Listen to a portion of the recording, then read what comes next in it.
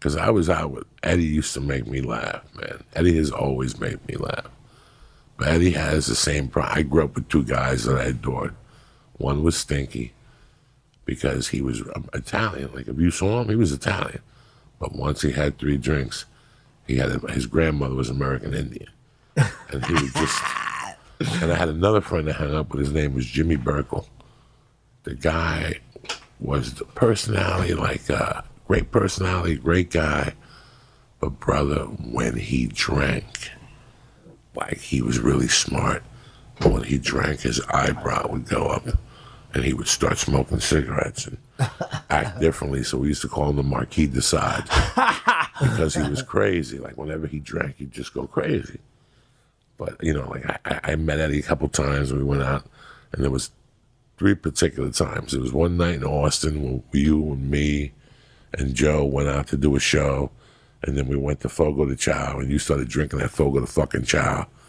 And that night, Eddie he forgot where he was staying at his hotel, and he went to the wrong hotel, so they chased you down the street, and you fell and you slid on your knees. And Damn, you remember that shit. Come on, dog. You used to have some good, when you were single. And I admire people who have a life. And I admire people, like, anybody can hang out with people who are cool. You know what I'm saying? You know those people, like, I'm going to hang out with Teddy Diggs. And, you know, I like people who go out and make something happen by themselves, because that was always me. Right. I knew how to fucking get an 8-ball, 2 joints, and go to a neighborhood bar by myself. Yeah. And next thing you know, I went out by myself all the fucking time. Guys wanted to come out with me, and I'm like, okay, you can come, but you got to drive your own car, because I'm not going to drive you home. Right. Like, you got to, I mean, I go by I would, between 88 and 92, I went out by myself. You know, those were the... And that's your best bet. Yeah. As a single man, you getting those clicks that we're doing this, Vegas, that sucks. I always believe to start a little neighborhood bar, and if the neighborhood bar isn't good, then you go to the big bar to meet more people. But 9 out of 10, the neighborhood bar got everything you're looking for. Keep it simple. The little married chick, she's unhappy. Her husband just took the second job, but she's dying to do a line of coke. You got that bitch. It's over. You get the blowjob, something. You know what I'm saying? Like, Eddie always had the classic Eddie Bravo story is when he went to Germany with Rogan. Oh, yeah. And he fucking woke up in the middle of the night and realized he was late. Break it down, Eddie. Man, I love this. There's so much to that Germany story. Joe wrote a blog about it. It was so crazy. Joe wrote it because he was fucking mad at me. Oh, what year was this? This is he was smoking already. 2007, 2008. I think it was the first time. It was the first time the UFC went to Germany, and it was Cologne, Germany. And after the UFC, which is a Saturday night there, generally Sunday morning is the flight home. Right. And when we're overseas, I like, because we went to England a bunch of times, and we would do this in England. After the UFC, don't go to sleep. Party all night, right until you know, and then when you get on that plane the next morning, you pass out. Just sleep. For fucking 10 hours, then you wake up, you're in LA. It's the perfect system. Right. It sucks being awake, you know, on a 10-hour flight. Oh, it's the worst. Dude, it's torture. So you want to stay up and party just so that you could just sleep through that flight. So I party all goddamn night. Joe didn't come out, but I went out. I don't know who the fuck I was with. It was an insane night in Cologne, Germany. And they say Germany's amazing. I got back to the hotel probably 7 in the morning or something. And our car, me and Joe's car, it was Joe's car, and I'm just like tagging along with Joe, you know what I mean? It's his car. Right. Was picking us up like at 9. I get back at 7, right? I walk in to the hotel, and I'm a zombie. I'm completely out.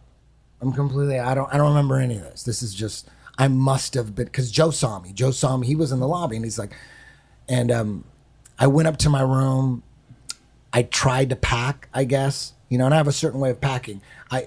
Everyone's got a little system, right? In my backpack, my laptop, right, and I got my toiletries in my backpack, and in my suitcase got all my clothes and just basically all my clothes. Right. So I don't remember getting back to the hotel. I don't remember Joe saying we're leaving in 2 hours. I don't remember any of that. You just went hard. You know what I remember? All I remember is it's black and it's and then my phone's going off. My phone's going off, and I wake up and I'm in the back seat of some car going on the Autobahn, racing to the airport. And I don't know where the fuck I'm at. And I look at my phone and it says Joe Rogan on it.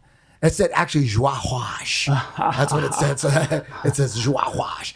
And I'm like, and I answered it. And he said, where the fuck are you? You took my car. And I'm like, boom. And I hung up and I'm like, and I asked the driver, I asked the driver, I go, where the fuck are we going? He turns back and goes, we're going to the airport. I'm like, fuck. And then Joe calls again. I'm like, fuck. And I just send it to voicemail. I'm like, holy shit. And then I opened up my backpack. My one shoe is in my backpack.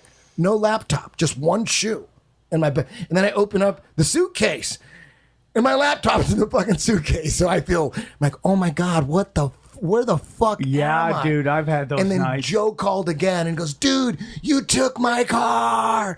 And I don't remember anything. So I must have just tried to pack like in a zombie state. Yeah. I packed in a zombie state and I went out and that driver must have said Joe Rogan and I must have said yes. And he goes, jump on in. And he just put me in the car and we drove away.